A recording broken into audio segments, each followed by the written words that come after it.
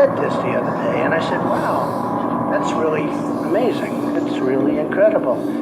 And it's the snake lyric.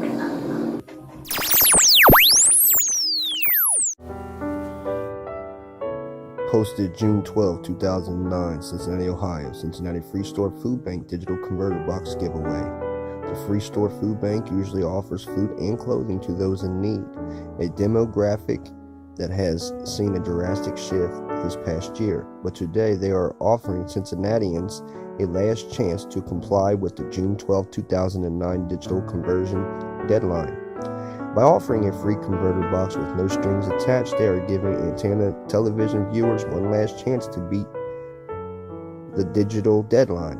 They only show up with the energy to stand in the rain and wait their turn. The digital message has played loud and clear in a continuous loop across our television screens for nearly 2 years. Television broadcasting is changing forever, and you need to do something about it. Still, many senior citizens, persons otherwise out of the loop of information, and those who just didn't pay attention will wake up tomorrow morning and wonder what happened to their favorite Saturday morning television shows. It is July 13, 2020, when Obama was campaigning and talking about updating our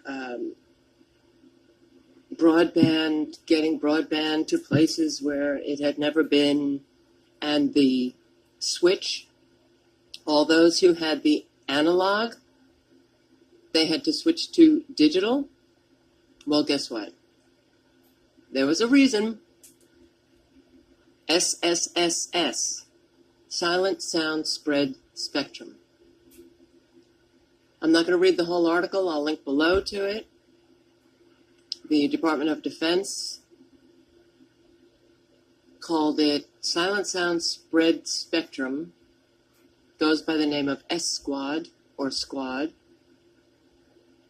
In the private sector, the technology goes by the name,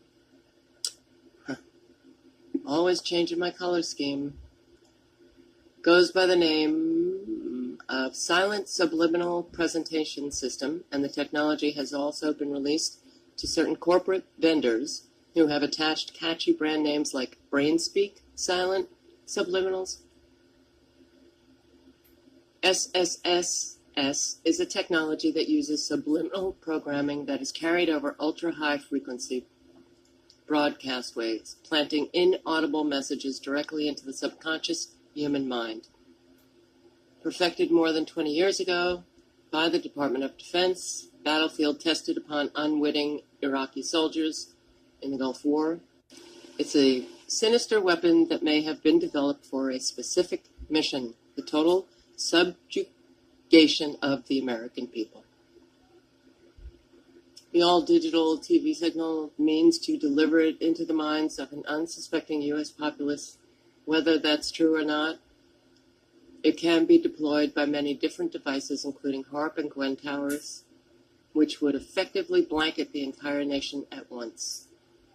Judy Wall says that there is evidence that the U.S. government has plans to extend the range of this technology to envelop all peoples, all countries. This can be accomplished, is being accomplished by utilizing the nearly completed HAARP project for overseas areas and the Gwen network now in place in the United States. And of course, the government denies all of this. It's completely undetectable by those being targeted. It delivers subliminal programming directly to the human brain via the auditory system at frequencies that humans are incapable of perceiving as sound. No defense against it. Everyone on the planet is equally susceptible to mind control via SSSS, and there isn't any escape from it. As the UHF waves can be transmitted over very long distances from remotely located sources and will pass through walls and other objects as if they're not even there. The frequency 100 megahertz has been used for television and radio broadcasting for as long as there's been media.